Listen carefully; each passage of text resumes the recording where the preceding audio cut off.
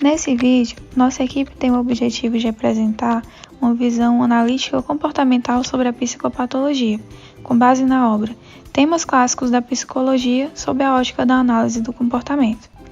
Para isso, faremos alusão aos principais conceitos a partir da personagem Mary, retratada no filme Mary e Max, Uma Amizade Diferente. Mas antes de irmos à explicação do caso, é importante levantarmos algumas considerações introdutórias.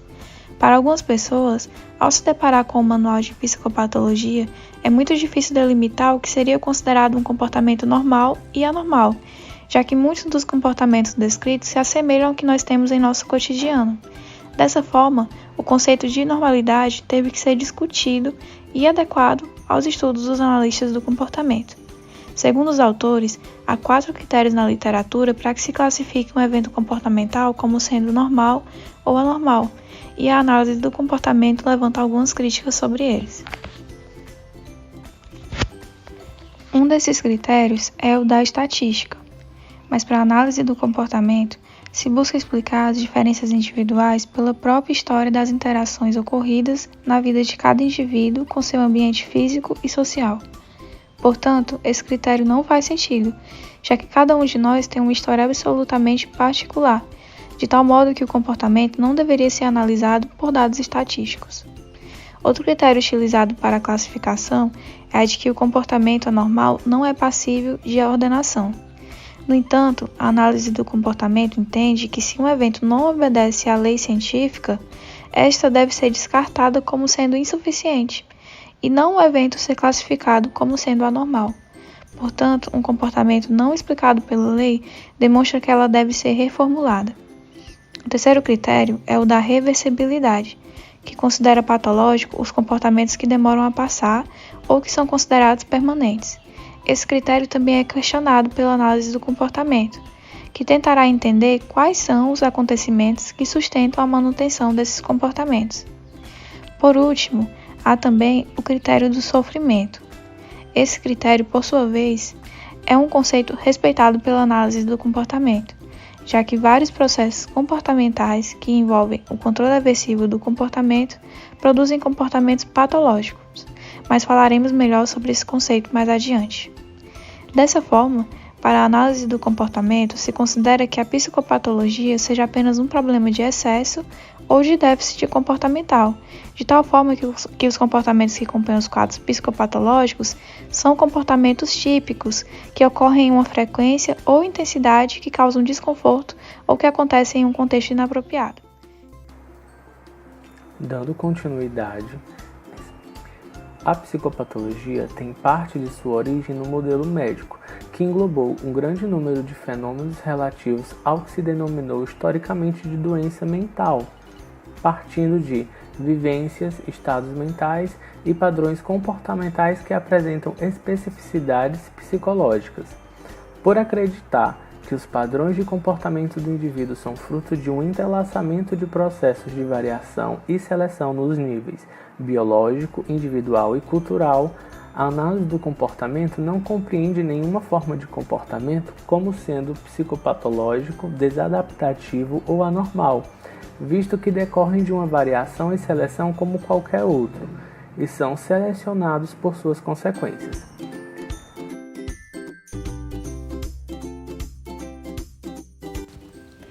Mary é uma menina australiana de 8 anos que não tem a atenção dos pais. Um pai que trabalha como taxidermista nas horas vagas e uma mãe alcoólatra.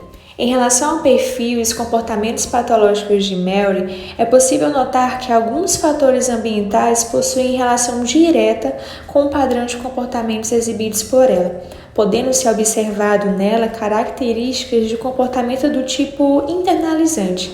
Partindo desta observação, os comportamentos internalizantes de Mary, que apontam para o isolamento, depressão e ansiedade social, aparecem relacionados a contingências aversivas, tais como rejeição por pares, vitimação por bullying, violência física, convivência com familiares com transtornos mentais e práticas educativas parentais de punição inconsciente, uma disciplina desleixada e negligência. Além disso, é importante ressaltar alguns problemas relacionados à sua restrição um desenvolvimento de habilidades sociais, que envolvem desde dificuldades nas suas expressividades faciais e de seus sentimentos, até o comprometimento de habilidades consideradas mais complexas, como as de comunicação e de assertividade.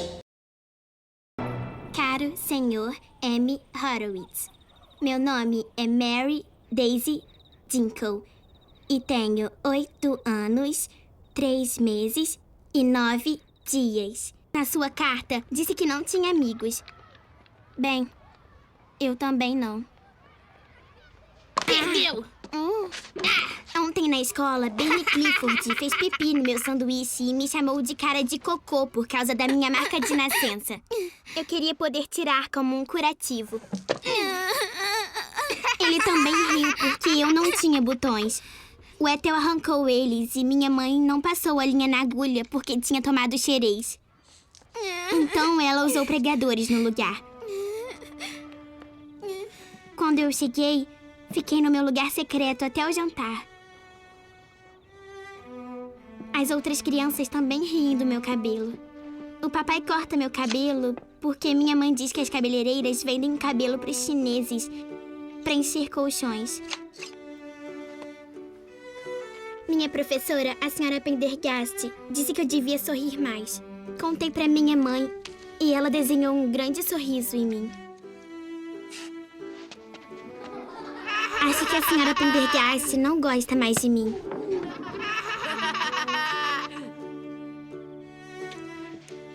É melhor eu ir agora.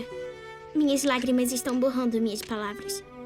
Sua amiga da Austrália, Mary Daisy Dinkle. Se os comportamentos ditos como patológicos se mantêm, é porque de alguma forma produzem reforço significativo, logo estão adaptados em algum grau, chegando a produzir sofrimento na vida do indivíduo.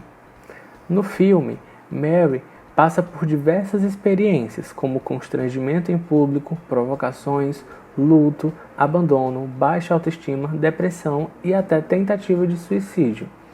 É importante salientar que essas experiências de sofrimento podem se dar e ser resultados da interação com qualquer contexto, seja ele profissional, familiar ou social, da mesma forma como podem influenciar na interação do indivíduo com esses contextos, trazendo sofrimento não só para o indivíduo em questão, mas afetando assim tudo aquilo que o cerca.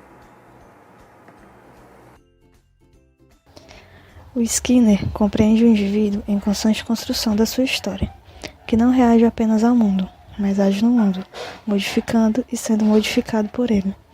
O comportamento é a relação entre o organismo e seu ambiente que o constitui. 3 tipos de comportamentos são descritos e explicados por essa teoria: o comportamento reflexo, o comportamento liberado e o comportamento operante. Dentre os operantes tipicamente humanos, tem-se o comportamento social e o comportamento verbal. Para a análise do comportamento, isso é regido por um modelo central de causalidade, onde as causas de eventos e comportamentos deveriam ser investigadas, ou seja, o modelo de seleção por consequências, que é o modelo de causalidade utilizado pelos analistas do comportamento, que é o efeito ou as consequências da interação do organismo nas contingências ambientais. De acordo com os pressupostos do behaviorismo radical, a evolução desses comportamentos ocorre por processos de variação e seleção em 3 níveis. O primeiro nível é o nível filogenético, que são as características fisiológicas e anatômicas da espécie, relacionadas à aptidão. A aptidão aqui como um sucesso reprodutivo, que leva aos reflexos inatos, condicionados. O livro, no nível filogenético, aborda a sensibilidade diferenciada a estímulos que cada indivíduo apresenta em relação aos outros, como a sensibilidade da luz, por exemplo. No filme, podemos ver na história de Mary. Ela tinha os olhos da cor de lama e uma marca de nascença marrom, que a deixava muito desconfortável, pois julgava de cor feia e suja. Era uma garota solitária que sentia falta da presença dos seus pais em momentos de sua vida. Gostaria de ter irmãos, mas a sua mãe disse que ela tinha sido um acidente, e Mary pensava como uma pessoa podia ser um acidente. Mary demonstra não gostar do seu jeito, não gostar de ir à escola, pois sofria bullying por causa da sua marca de nascença, o que a deixava muito irritada. Passava a não ir à escola por essas situações. Isso a afetou tanto que quando cresceu foi ao médico para a retirada da marca. Outro nível é o ontogenético, que são aqueles comportamentos adquiridos ao longo da vida do indivíduo, como cantar, falar, escrever, sobretudo por meio dos processos de condicionamento respondente e operante, que operam no ambiente e produzem consequências. Com esse processo, o meio ambiente modela o comportamento básico do indivíduo e mudanças ambientais podem levar a ajustes comportamentais rápidos, com a aquisição de novas respostas, a extinção das antigas ou o aumento da eficiência de alguns comportamentos. Como a aptidão está para a filogênese, reforço e punição estão para a ontogênese. Outro é o cultural, que são aqueles comportamentos compartilhados com os grupos nos quais estamos inseridos, como festividades, costumes e crenças. São também comportamentos operantes, mas a um nível mais complexo, pois envolvem mais de um indivíduo. São selecionados ao longo da história de vida do grupo e passados verbalmente de um indivíduo para o outro. Linkando nesses dois últimos pontos, da ontogênese cultural, com o filme, a gente pode ver que a personagem Mary é apresentada a uma criança em um contexto problemático. O pai é um autônomo e apresenta uma vida superficial, trabalhando em uma linha de montagem durante o dia e permanecia isolado em casa nos horários de descanso, quase que não interagia com a família. Já a mãe apresenta-se como uma pessoa de poucos valores, talvez pela carência de atenção e falta de objetivo. Ela furtava objetos no mercado, bebia e fumava constantemente e não se dedicava ao papel de mãe. Nesse contexto, a Mary apresenta uma limitação para o desenvolvimento pleno de uma personalidade, pois lhe falta muita coisa. Sua vida era sem graça, sua cor preferida era marrom e ela não tinha amigos. Esta personagem ela pode ser interpretada como um indivíduo que está exposto a inadequadas influências. Isso irá levar a ter certas dificuldades para interagir com as outras crianças e futuramente, se não corrigido, com outros adultos.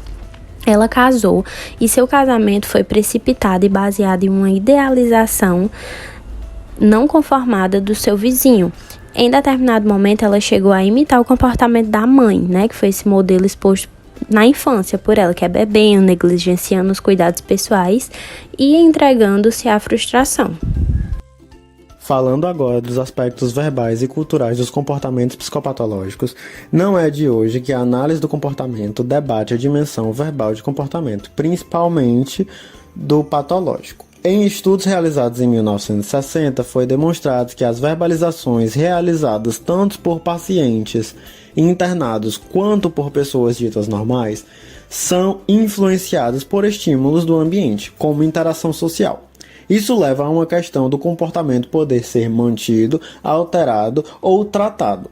Quando passamos para uma análise clínica e observamos as situações graves, como ameaças à integridade física ou questões de déficit de interação social, elas são mantidas por estímulos do ambiente, sendo relevante a história do indivíduo para identificar qual ambiente ele frequenta e sendo necessário que o terapeuta aborde as questões específicas do cliente para a resolução do problema. Sendo assim, o sofrimento clínico envolve necessariamente relações verbais e, portanto, o comportamento verbal.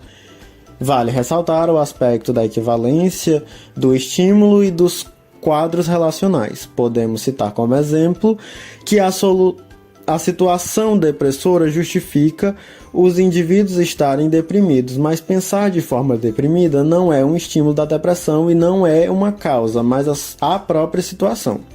Skinner faz uma análise sobre a cultura ocidental e os efeitos que as suas mudanças têm no desenvolvimento do indivíduo. E ele diz que muitos desses indivíduos têm certos privilégios, como segurança e liberdade, mas apesar disso eles são infelizes, e para o ator isso ocorre pois o indivíduo não entra em contato com as contingências que operam sobre os seus comportamentos, já que a vida moderna evita um tipo de controle aversivo. Já para Sidman, o excesso de controle aversivo pode ser prejudicial por gerar comportamentos evitativos e de fuga. Então a questão aqui é o equilíbrio. Por fim, é importante falar sobre o conceito de Ortega e Quiroga, que é o conflito pessoalmente irresoluto das normas, que se refere ao aumento da complexidade das relações das sociedades modernas, que tornou cada vez mais problemático o processo de solução das diferenças existentes entre os indivíduos de grupos sociais distintos. As questões culturais influenciam até na decisão do que é ou não é patológico, como